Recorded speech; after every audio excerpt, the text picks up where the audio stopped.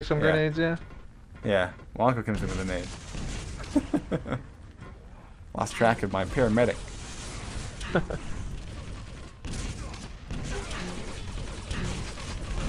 Yeah, so Clock still, going we're still for- sitting at a 30 frag lead for DEVA here. Not looking good. Mm-hmm. I mean, although, you know, they have started to close the gap a little bit. If you take a look, the frequency of frags for paramedics has increased, and for DEVA it has certainly slowed down. So, Clock and Buddha, they're doing a little bit less damage per second here. There's a double kill, pretty much. Mesta is the last man standing, but he's here 10 seconds early before quad, no armor. So this will be a tough spot to hold on to. We might see a rocket launcher peeking around the corner in a second. Looks like no. Quad will be going to Mesta. And he's able to pick up armor. Clock So gets now a they can nice get rail on him though. Yeah, he can survive a rail. So that armor. Yeah, Clock got a really good peak rail there. Yeah, not going to be enough though. Yeah, so here we need right here. This is where Mesta needs to make a really good run. Gotta get control of this map back. Like 10 frags, pretty much. Oh, that's great, Oh, LG. man. That'll do it. Oh, he's able to defend himself. 9 health, Mesta. Nice work there. Yeah, Buddha didn't kill him, but he completely did any type of momentum he had on that quad run there. And Basically you know, just let that being be a pinned in lesson the to air. you. If your opponent has LG, do not jump at them. Pro tip number 1 It's never, for the night. you never want to go airborne against Yeah. a top level player's lightning gun, because you will get stuck up there. Yep.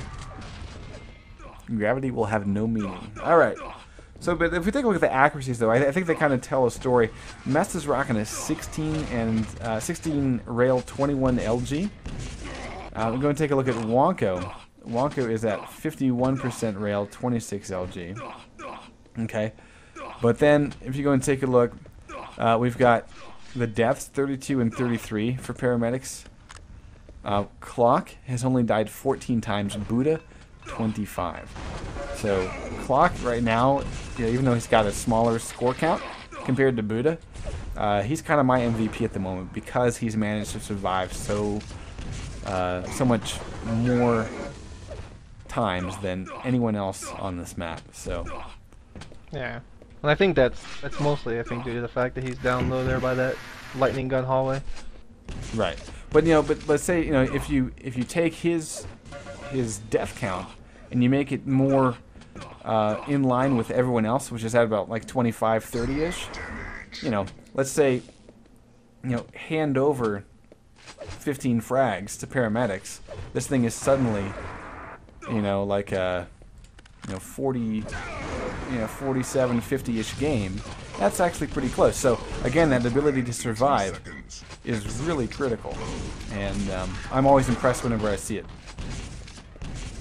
Yeah, exactly. It doesn't matter. I mean, you could have 60 kills in a match, but if you have 59 deaths, you know, then your net is 1, and you helped your team by 1 frag, you know. It's all about the frag count sometimes. You know, you see that a lot in team deathmatch where, you know, a guy will get stuck, you know, a guy or two will get stuck, you know, guarding the red armor room like on a DM6. He might not have the biggest kill count, you know, but he's doing his job, you know, not dying a lot. He's holding down his part of the map, you know, and you let... I mean, it seems like, this, from what I've seen, that Clock is content with just holding down that lightning gun room and funneling both of the paramedics guys towards Buddha, where Buddha just cleans up everything. Like this. Oh, Wonka survives with 5 health. Buddha is shut down, and he was definitely not coming in peace there. 66 to 41. Wonko, nice survival skills there, but again, you know, with the score deficit being what it is and the time being what it is, let's go take a look at the red team. Buddha rocking a 44% railgun, 32 LG, 45 rocket. So, you know, all pretty solid. He's about to pick up potentially 2 frags here. He's got to hit this last shotgun. He does not. Mesta plugs him with 3 rockets, and that will give Mesta the kill. And, you know, that we've seen that a couple times tonight, where Buddha, quite frankly, outstacks and outpositions his opponents, but then it gets a little bit too hungry, I would say. And yeah, I mean, Buddha's a very aggressive player, so he's gonna go for the kill. As long as he has ammo, if he has 1 single bullet in that machine gun, he's gonna go for that kill. Yeah. So this is the final quad of this map. It's gonna go to Wonko. So, you know, TTM, we have seen a little bit of a shift here and there. and that is that Wonka switches up the wrong time to MG. I think he should have stuck with Rail, even though it was... Oh, there's Clock getting a little bit of revenge. But we have seen Paramedics start to pick up those quad damages. They did close the gap a little bit. I mean, it's, what, a 28, roughly? Yeah, we're still at 28 right now.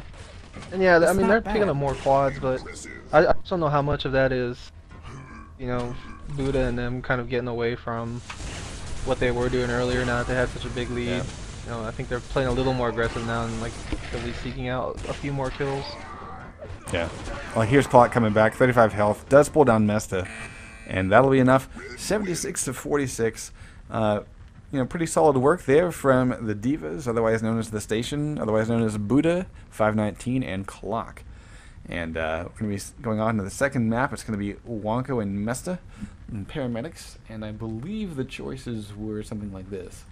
Clock and them chose DM6. So ZTN was Paramedics' choice. DM6 is going to be the Divas' choice on the red team.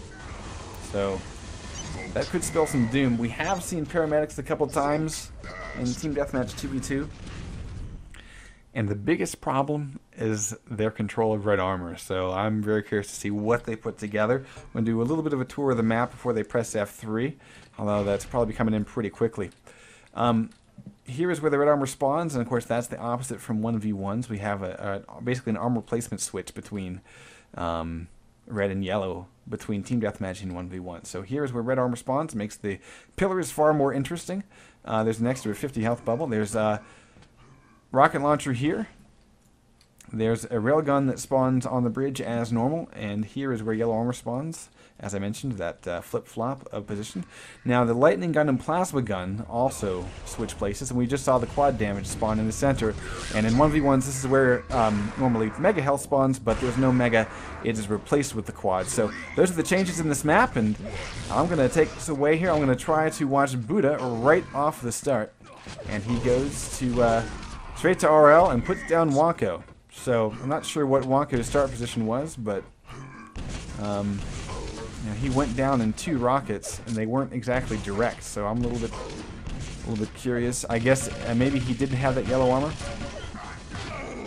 I didn't see where he was.